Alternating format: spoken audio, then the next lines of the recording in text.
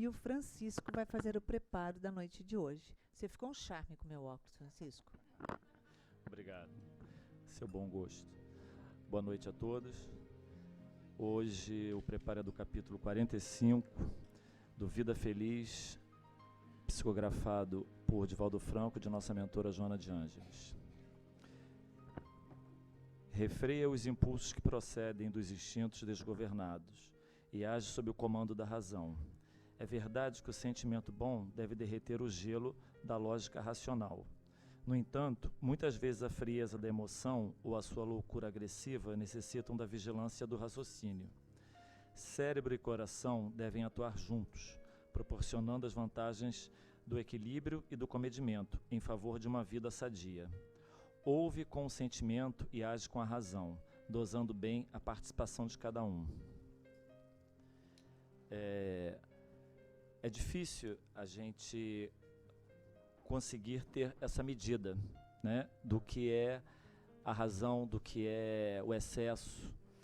E nessa vida tão tribulada de hoje, em que nós somos estimulados sempre a ser o dono da razão pela sociedade, enfim, pelos meios da mídia, eu tenho uma medida que é pessoal. Eu sempre tento me colocar do outro lado, falar assim, eu gostaria que isso fosse, eu fizesse isso, eu gostaria que isso fosse comigo. Mas isso a gente fala até dentro da razão. Quando a emoção bate, é muito difícil. O nosso ego ainda está muito rude, derivado de nossas fases evolutivas ainda anteriores. Enfim, eu acho que o controle deve vir do coração, mas aí desculpa, é porque eu não tô, eu tô com outro óculos, eu fiz aqui um pedaço do preparo, só para não pular. Enfim, felizes são aqueles que buscam a razão de Jesus, sempre justa e amorosa, né?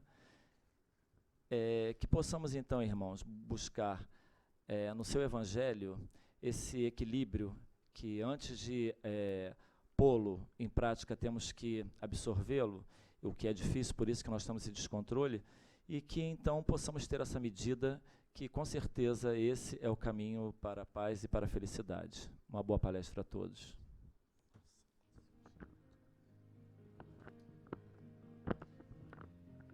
Jesus, amoroso Mestre, orientador maior, acolhe-nos, Senhor, em seus braços e nos auxilia para que consigamos sentir dentro de nós a paz que é em Ti.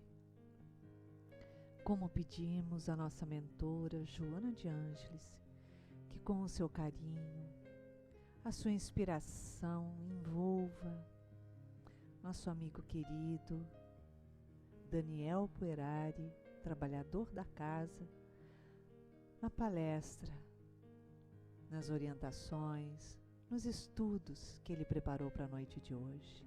Graças a Deus.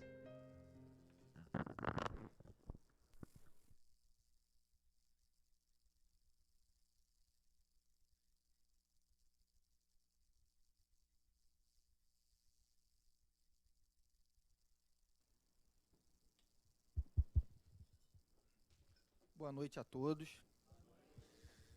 Satisfação muito grande estar aqui novamente refletindo sobre o tema que nos foi proposto nessa noite de hoje, que é a melancolia, né?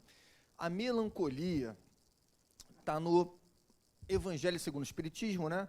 No Pentateuco a gente consegue pincelar no Evangelho segundo o Espiritismo muitos temas interessantes, não desmerecendo os outros livros do Pentateuco de forma alguma, mas toda a doutrina moral do Cristo se encontra no Evangelho segundo o Espiritismo. Então é muito interessante a gente pincelar esse tema agora, que é a melancolia. Essa palavra melancolia, na verdade, era muito utilizada antes de um outro termo que surgiu em meados do século passado, né? Meados do século passado, melancolia praticamente se transformou em depressão. O ser melancólico é um indivíduo deprimido, né? Essa terminologia, na verdade, deriva do prefixo de e premere. De premere, de para baixo, premere, empurrar, pressionar para baixo. Essa seria a origem etimológica do termo depressão. E por que pressionar para baixo? O indivíduo melancólico ou deprimido se sente com uma carga tão pesada, com um sofrimento tão grande, que ele se sente comprimido em todas as suas potencialidades. É interessante a gente refletir sobre esse tema, por quê? Porque, na verdade, contemporaneamente, se nós formos analisar os sofrimentos, né, do indivíduo aqui encarnado, basicamente, os sofrimentos que mais perturbam a humanidade não são físicos. Nós não temos praticamente hoje uma dor física que não seja atenuada pela medicina moderna. Praticamente, claro, né? Generalizando, praticamente. Agora, nós não temos na medicina moderna um tratamento que seja isoladamente eficaz para as dores da alma. O ser humano está com a alma adoecida. Essa é a pior chaga que um espírito pode ter, uma chaga na alma. Porque uma chaga no corpo, muitas vezes, some e numa outra encarnação, uma nova roupagem, né, generalizando, claro, muitas vezes você acaba transpondo aí para outra encarnação, mas enfim, na maioria das vezes você purga o que tem que purgar, você já conseguiu passar por aquele sofrimento, dependendo de como você encarou aquele sofrimento, acabou. Agora, uma chaga na alma pressupõe um trabalho que vai depender de um esforço pessoal, individual, bem maior. Bem maior. Não basta tomar um remédio para acabar com um vírus, né? Você precisa, dentre outras coisas, se conhecer, aceitar esse problema para depois trabalhar o problema. Mas voltando aqui ao tema específico da depressão, eu sempre gosto de indicar a literatura que eu consultei para poder preparar aí as reflexões. Não é? São só reflexões, eu não tenho a pretensão nunca de passar alguma aula aqui como se eu tivesse uma verdade que estou transpondo para quem está me ouvindo, de forma alguma. São reflexões. Né? Eu gosto muito de convidar a reflexão. E esse livro, que eu comprei até aqui na livraria tem algum tempo, é muito interessante, bem fininho, é um livro que se lê em 2, 3 horas. O autor é Alírio de Cerqueira Filho, o nome é Cura Espiritual da Depressão. Alírio de Cerqueira Filho é médico, biólogo com ênfase em ecologia, pós-graduado em psiquiatria, psicologia, psicoterapia transpessoal e medicina homeopática. Dá para compreender que ele sabe do que está falando, né? Não buscamos uma consulta que fosse algum chute, aí vamos pegar um curioso, não. Né? Além, obviamente, de ser espírita, atuante, praticante e que vive os ensinamentos do Evangelho. Né? Então, Alírio de Cerqueira Filho, muito interessante, quem tiver depois curiosidade, coloca lá no YouTube, nós temos aí hoje uma vasta gama de vídeos de muitos doutrinadores interessantes. Né? E o que ele fala? Ele fala o seguinte, nós temos 3 graus de depressão. Ela pode ser leve, moderada ou grave. A depressão leve, ela atinge ali superficialmente a vida do indivíduo.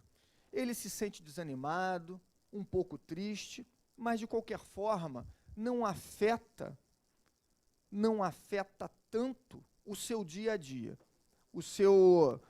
a sua rotina. O indivíduo que tem uma depressão leve consegue, fazendo um trabalho de recapitulação dos seus atos, né, de um autoconhecimento, pautado, obviamente, não obviamente, mas seria interessante, né, que fosse pautado em alguma religião, ou na religião espírita, ou qualquer outra religião, que faça com que ele internalize, né, determinados conhecimentos, ele consegue sair facilmente de uma depressão leve. Já a depressão moderada é um pouco mais complicado, porque afeta mais a rotina do indivíduo. No seu dia a dia, o que ele conseguia fazer de forma tranquila e natural é mais penoso. Ele faz, ele trabalha, eventualmente vai estudar, vai ter as suas atribuições do dia a dia. Normalmente, vai conseguir fazer, só que, dependendo de um esforço muito maior, ele não sente mais prazer no que está fazendo. Ele faz porque precisa fazer. E, na depressão mais grave, é um quadro bem mais acentuado dessa patologia, né, que vai acabar, inclusive, fazendo com que o indivíduo, de certa forma, perca a sua vontade de viver, perca a vontade de interagir na sociedade. Muitas vezes o sujeito não consegue se expressar, não fala, não interage, as pessoas precisam agir por ele, porque ele está ali praticamente anulado pela depressão. São esses 3 graus que o Alírio traz aqui para a gente, né? E é interessante que a medicina moderna, ela explica o seguinte: você já consegue perceber um quadro depressivo se esse quadro, com os sintomas que a gente vai trabalhar aqui, que a gente vai expor no próximo ponto, se esses sintomas permanecem pela maior parte do dia e por mais de 2 semanas. Pelo menos uma depressão leve já pode ser percebida. Daí a importância da vigilância, né? Da vigilância e do seu autoconhecimento. Porque, sabendo disso, o indivíduo consegue tranquilamente contornar melhor a situação, procurando ajuda, né? Sintomas da depressão, segundo o Alírio de Cerqueira. E é interessante que tudo que o Alírio vai falar aqui, a gente consegue encontrar também em outros livros da doutrina espírita, como nos livros de Joana de Ângeles, nos livros de Hermanso Dufour, nos livros de Hamed, nos livros de Miramês e aí por diante, né? Não é algo isolado, é algo que a doutrina espírita, que trabalha com um lado psicológico, reconhece tudo que está aqui, né? Lembrando que é muito interessante esse estudo aprofundado da psicologia profunda, né, trazido por Joana e por outros espíritos, que ele veio justamente no momento que a humanidade mais precisa refletir sobre as dores da alma. Mais precisa refletir sobre as dores da alma. O espiritismo, o cristianismo passou por alguns momentos importantíssimos, né? 2000 anos atrás, Jesus Cristo trouxe os ensinamentos. Um tempo depois, Kardec trouxe o Pentateuco, esmiuçando esses ensinamentos de Cristo à luz dos espíritos que orientavam ele nos trabalhos. E um tempo depois, André Luiz também fez parte de um momento importantíssimo para a religião, para o espiritismo, sobremaneira, né, que ele desvendou o mundo, o plano espiritual. Agora que nós já sabemos quais são os ensinamentos, já sabemos como o plano espiritual trabalha, como as coisas são no plano espiritual, seria importante nós conhecermos. E aí vem toda essa doutrina espírita psicológica. Sintomas psíquicos. Primeiro, um sintoma de um indivíduo deprimido, humor depressivo. Sentimentos de tristeza, negativismo, desesperança, desânimo, autodesvalorização e culpa. O deprimido tem todos esses sintomas. Ele se sente desvalorizado, ele se sente desmerecido, culpado. E o que Joana de Ângeles traz para a gente, Alírio também aqui no livro dele, Hermanso Dufour também, o que eles trazem? Na verdade, todo esse sentimento, até mais para frente eu vou falar de novo sobre isso, todo esse sentimento deriva de uma causa principal. De uma causa principal. Primeiro, a causa interior, né? Qual seria essa causa? A rebeldia do deprimido. A rebeldia que é filha do orgulho. O indivíduo que é deprimido, ele idealiza um mundo perfeito. Aquele ideal de mundo não vai acontecer, porque as coisas não são como nós queremos, mas como elas precisam ser para o nosso bem. Não são como nós queremos, mas como precisam ser para o nosso bem. Esse sentimento orgulhoso de onipotência do deprimido faz com que ele projete esse mundo e, na verdade, quando no dia a dia ele consegue perceber que esse mundo que ele idealizou não se adequa ao que está acontecendo na vida dele, ele se revolta. Isso não é possível. Está tudo dando errado, porque comigo tudo dá errado. Olha só, eu atraio essa pessoa aqui que acaba só me dando problema, em casa só é problema, e no meu trabalho está complicado, e o problema financeiro, e aí começa, né? Não condiz a realidade, não condiz, na verdade, com a idealização dele, ele começa a se revoltar. E nessa revolta, ele pode ou se deprimir, perder as forças, com esse negativismo todo, perder as forças que ele tem para atuar ali na sua rotina, no seu dia a dia, ou ele também pode se rebelar, que é uma outra consequência aí de um quadro que inicialmente pode ser depressivo, mas que depois descamba até para o outro lado, a revolta desmedida, que é tratada aqui pelo Espiritismo, do Alírio de Cerqueira Filho, como o revolucionário. O revolucionário, ele simplesmente não concorda com a realidade, mas ele quer impor a sua verdade, ele quer impor o que ele acha correto a todos, a sua realidade. Então, ele vive reagindo, enquanto o deprimido vive se afastando. Tanto uma postura como a outra vai causar aí um desequilíbrio energético tamanho que ele vai desenvolver certas doenças. Vai somatizar algumas doenças, ele vai acabar piorando o seu quadro, né? Outro sintoma, desprezo pela vida, redução acentuada na capacidade de sentir prazer. Todo esse negativismo que o deprimido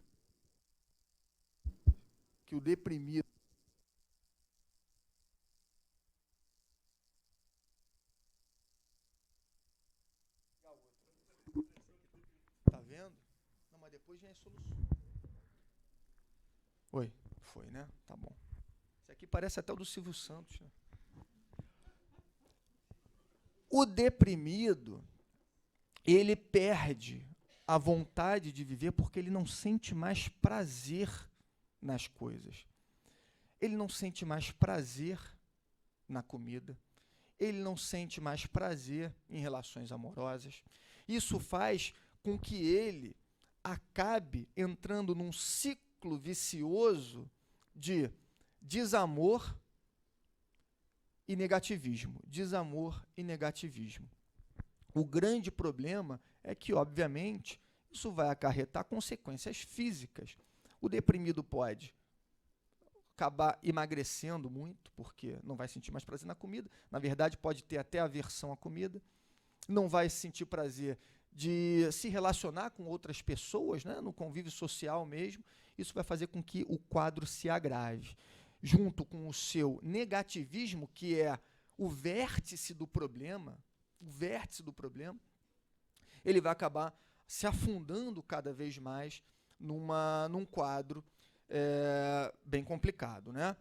Somatizações também são outros sintomas. E o deprimido dá alguns sinais comportamentais. É bem interessante a gente perceber esses sinais comportamentais, porque uma vez identificando alguém com esses sintomas, com esses sinais, quem está de fora consegue atuar até para ajudar, não é? Quem está de fora consegue ajudar. Primeiro de todos, afastamento social. A pessoa se isola. Ela não se sente como pertencedora daquele grupo social, porque já não tem mais força, já não sente mais aquele prazer de conviver com as pessoas, também não tem interesse. Está praticamente abandonando a vida. Crises de choro, comportamentos suicidas, sendo esse o ponto mais complicado do quadro depressivo. Por quê? Porque o comportamento suicida, na verdade, representa o maior ato de rebeldia que o deprimido pode ter.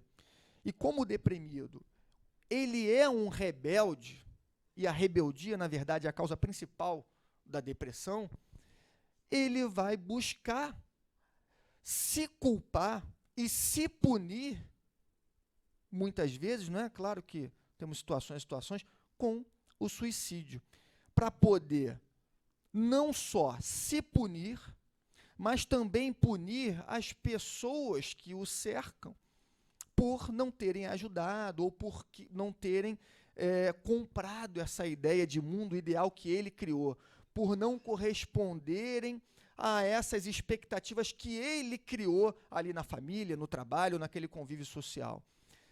E é muito complicada essa situação, porque é importante que quem tem aquele convívio ali com o deprimido consiga identificar e atuar de uma forma cirúrgica, porque é muito delicada nesse momento, sem menosprezar o sentimento dele, ao mesmo tempo, sem se vender a essa idealização do deprimido que se compraz nas migalhas de atenção e nas migalhas de momentos em que as outras pessoas cedem aos seus caprichos.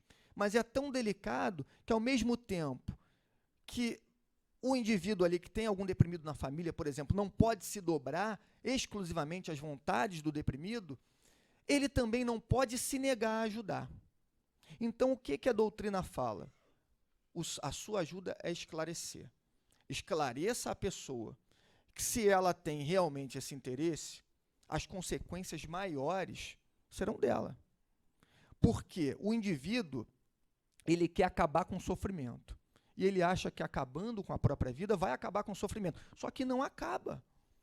Qualquer um que já pisou uma vez numa casa espírita, ou em até outras religiões, sabe que a morte do corpo acaba com o corpo, mas não acaba com o sofrimento.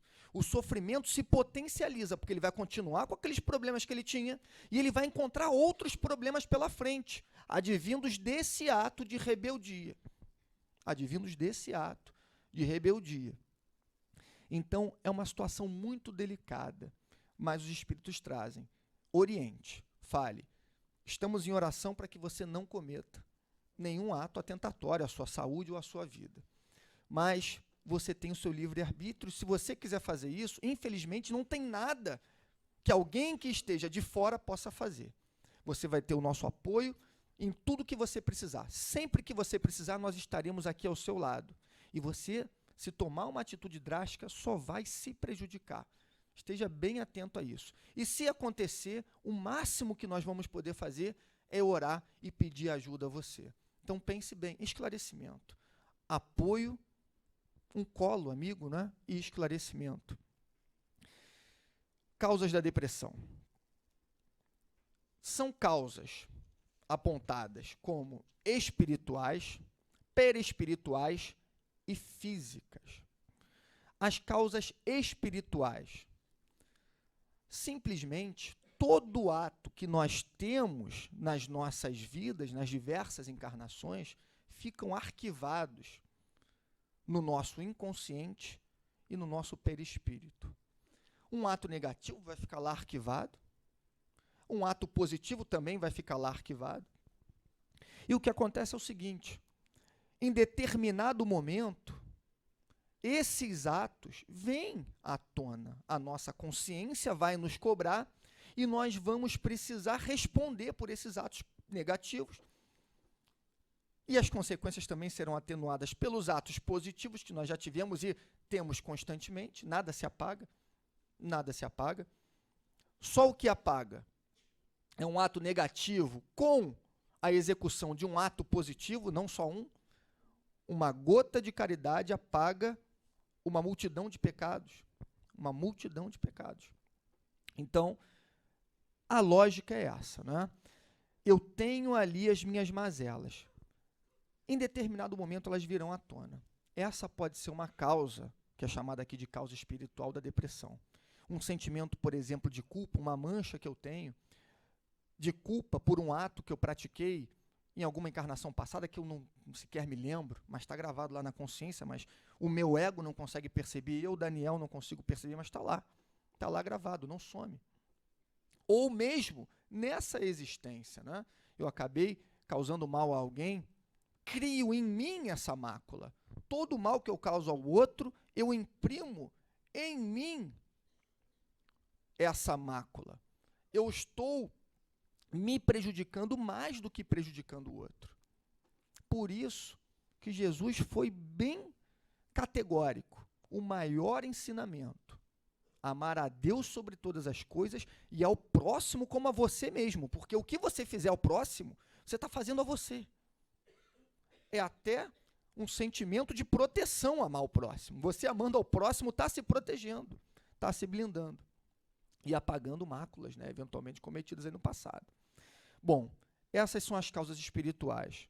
Causas perispirituais derivam das espirituais, porque todas essas máculas e tudo que eu tenha praticado em outras existências vem à tona no meu perispírito e, obviamente, vai se transpor também para a minha personalidade, para o meu ego, para o meu eu encarnado hoje aqui, não é? Lembrando que nós somos formados por corpo material, duplo etérico, perispírito, corpo mental, inconsciente passado, inconsciente atual e o nosso self, que é a nossa essência, o nosso eu profundo. Nós somos de essência divina. Nós estamos passando por diversas experiências aqui, que ora aprendemos, ora não aprendemos, ela volta novamente para que nós tenhamos uma nova oportunidade de compreensão daquilo que não foi daquela vez, não é? E tudo fica armazenado, passa para o nosso perispírito e, obviamente, se projeta na nossa vida. Se projeta na nossa vida não no nosso corpo só não, ou nos nossos sentimentos, mas até nas situações que nos cercam. Todas as situações que nos cercam são fruto do que eu já fiz no meu passado, do que eu faço no meu presente, tudo. Nada acontece por acaso na nossa vida. Tudo acontece com a finalidade de progresso. Nós só estamos aqui encarnados para progredir. Só. A gente não está aqui para passear, a gente não está aqui para se deleitar com os prazeres da vida, apesar de que não nos é ilícito aproveitar os prazeres da vida, a natureza, o convívio com a família, com os amigos, de forma alguma. É inclusive salutar. Mas nós não viemos simplesmente para termos prazer material aqui na matéria, né? Ele é lícito, mas não é esse o nosso objetivo, a nossa essência é espiritual. Nós viemos principalmente para evoluirmos enquanto espírito. Mas para nós podermos evoluir enquanto espírito, nós precisamos olhar para dentro e não para fora. As respostas nunca estão fora da gente, sempre estão dentro. E, por fim, as causas físicas. Segundo as ciências médicas modernas, algumas causas da depressão são atribuídas ao físico, à matéria. Causas e não efeitos. A doutrina espírita inverte essa lógica da medicina agora contemporânea, né, da medicina materialista. O que a gente vai apontar aqui como causas físicas, que a medicina aponta como causas físicas, o espiritismo aponta como efeitos de uma causa que é espiritual, que é individual, que deriva da mente daquele indivíduo que possui aquele transtorno. Segundo os médicos, nós temos fatores genéticos e fatores neuroquímicos e cerebrais. Fatores genéticos. Herdamos a carga genética dos nossos pais. Então, se você tem uma pessoa na família, avô, pai, mãe, que tenha depressão, você tem uma predisposição à depressão. Só que, quando o espiritismo começa a desvendar essa que seria uma causa genética, não é uma causa física, quais são os ensinamentos? Primeiro de tudo, não dá para você trabalhar com uma lógica cartesiana. Você tem uma causa genética, então, obviamente, você vai necessariamente desenvolver a depressão. Não, de forma alguma. Primeiro, essas causas genéticas provêm do espírito, porque os espíritos afins que têm ali a mesma energia, a mesma sintonia, se agrupam e formam famílias. Então, por isso que indivíduos que têm a mesma predisposição acabam na mesma família imprimindo geneticamente, naquele código genético, as suas predisposições. Essa é a primeira questão, mas é só uma predisposição, a gente vai falar mais para frente. Segundo, essa lógica não se confirma quando se analisa a questão de gêmeos. Nós temos gêmeos, por exemplo, que são desenvolvidos no mesmo óvulo, não é? Tem a mesma carga genética. Quase 100% dos gêmeos desenvolvem os mesmos distúrbios. Não são 100%. Ou seja, não há uma predisposição necessária. E em 2 óvulos distintos, fecundados por espermatozoides distintos, é 1/3 menor ainda essa relação, o que cai por terra e derruba completamente esse fator genético como sendo uma causa. Pode ser um efeito, mas não uma causa da depressão ou de qualquer outro tipo de doença, né? E é interessante que André Luiz, em Missionários da Luz, o espírito Miramês, na obra Francisco de Assis, quando explica o processo reencarnatório de Francisco de Assis, fala que sim, os filhos herdam uma certa carga genética dos pais. Brevemente, como é que foi a história lá de Francisco de Assis, quando encarnou em Assis como Francisco de Assis? Ele veio numa família em que tinha como mãe Maria, que era uma pessoa extremamente devota ali, bem católica, não é? Maria Picalini, e também tinha o Bernardone, que era o pai da família. Foi toda aquela ambiência preparada e eles aceitaram receber Francisco de Assis. E veio Francisco de Assis participar daquela família, ser acolhida por aquela família ali na família material, né? Não fazia parte da família espiritual dele. Francisco de Assis já estava numa posição. Francisco de Assis foi João evangelista, né? Então ele já estava num patamar espiritual bem elevado. E, enfim, traz o espírito Miramês que ele recebeu a carga genética do pai, Bernardone. O pai, que era entregue ali ao comércio, a práticas de comércio, ainda provavelmente bem embrutecido enquanto espírito, não é? Com a moral ainda um pouco embrutecida, passava os ensinamentos ali para o seu filho: Francisco, no comércio as coisas não são bem assim como você está imaginando, a gente precisa falar certas coisas. E Francisco, ele relutava um pouco, principalmente na sua primeira infância, em aceitar isso que o pai falava. E o Espírito explica: boa parte da carga genética que foi passada do Bernardone, pai de Francisco de Assis, esse comerciante, para Francisco de Assis, foi superada pelas suas qualidades. As qualidades superaram essa carga genética, porque a carga genética imprime apenas uma tendência. E é proposital, porque com essa tendência, as qualidades do indivíduo são potencializadas. Falávamos até mais cedo no curso sobre a vacina. A vacina, ela traz em si ali uma carga, por exemplo, a vacina contra um determinado vírus, daquele vírus. E também traz o antivírus, né? Aquela carga que vai trabalhar naquela composição para poder ser introjetado no corpo do indivíduo e o nosso organismo perceber como se combate aquele vírus e criar os mecanismos necessários. Basicamente, a tendência genética no indivíduo encarnado segue esse mesmo rumo. Ele tem uma certa tendência que vem lá do pai ou da mãe, mas as suas qualidades sempre são superiores e vão sobrepor, bastando só a sua vontade, né, a toda essa tendência genética. Já disse Jesus: não há fardo mais pesado que o ombro que vai carregar.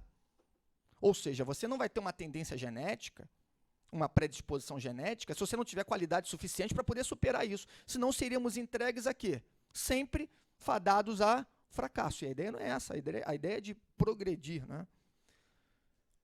Bom, trabalhamos aqui com esses fatores e tudo mais. Uma outra causa, rapidamente, que o tempo também está esgotando, são as perdas. São fatores exógenos. A perda, como um fator aí da depressão, é muito comum, principalmente na nossa sociedade materialista. na nossa sociedade materialista, o apego é muito grande aos bens materiais, e quando nós perdemos um bem material ou uma pessoa, há um sentimento de revolta tão grande, não há um trabalho de compreensão, mas há um trabalho de revolta muito grande.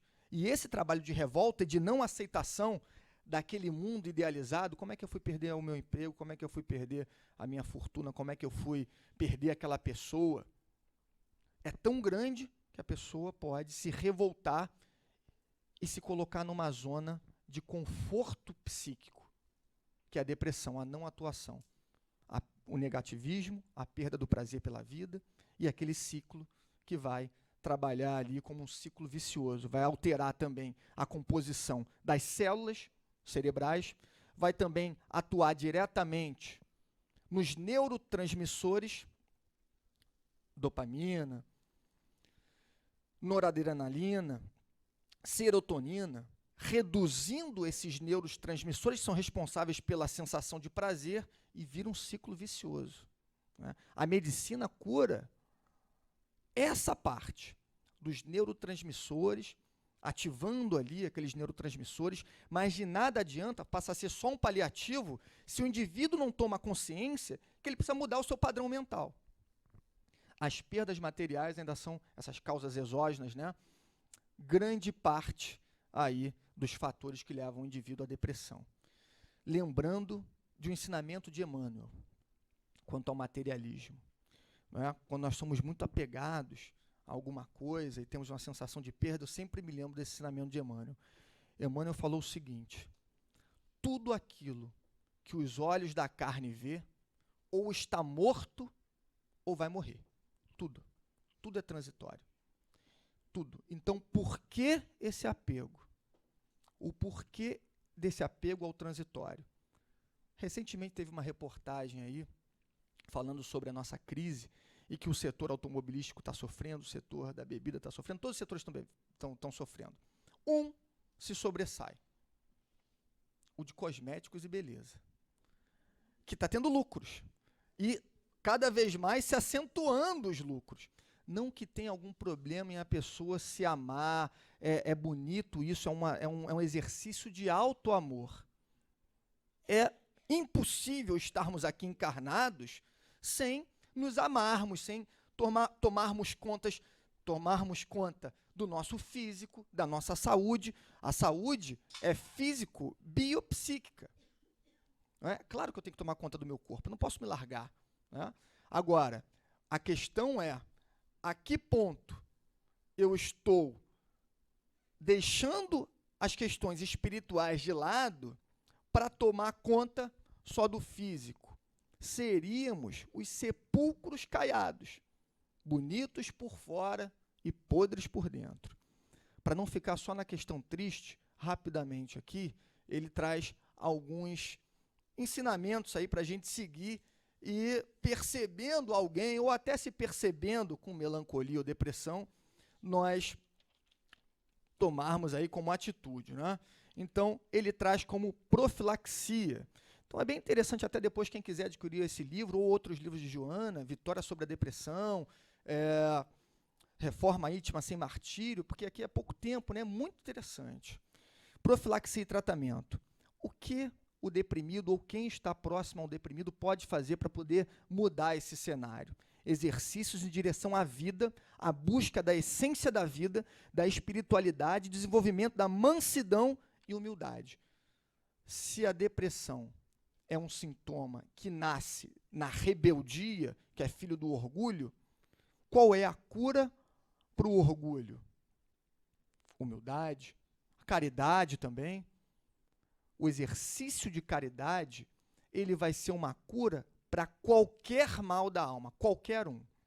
Muitas vezes o indivíduo não começa fazendo a caridade desinteressadamente, com aquele amor filantrópico, eu amo o meu próximo, vou sair de madrugada para entregar quentinho, vou fazer as coisas. Mas ele faz por condicionamento, ele se condiciona, não, eu vou lá porque eu tenho que ir, porque estão me dando apoio, porque eu vou lá.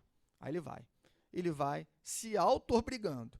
Primeira vez, a segunda vez, o primeiro mês, com o tempo, ele não vai mais sentir nenhum problema em ir. Então ele já vai, já está no automático. E vai passando o tempo, aquilo vai transformando o seu interior, ele vai passar a ver novamente prazer na vida. E quando se vê, acabou aquela chaga na alma. O exercício de caridade, seja numa casa espírita, seja com amigos, seja sozinho, conversando com alguma pessoa, procurando se conhecer melhor, é um dos principais remédios para qualquer mal da alma. Não há nada que a caridade não apague, nada. Se uma gota de caridade apaga uma imensidão de pecados, o que não vai dizer de um problema ou outro aí que nós passamos na vida? Não é?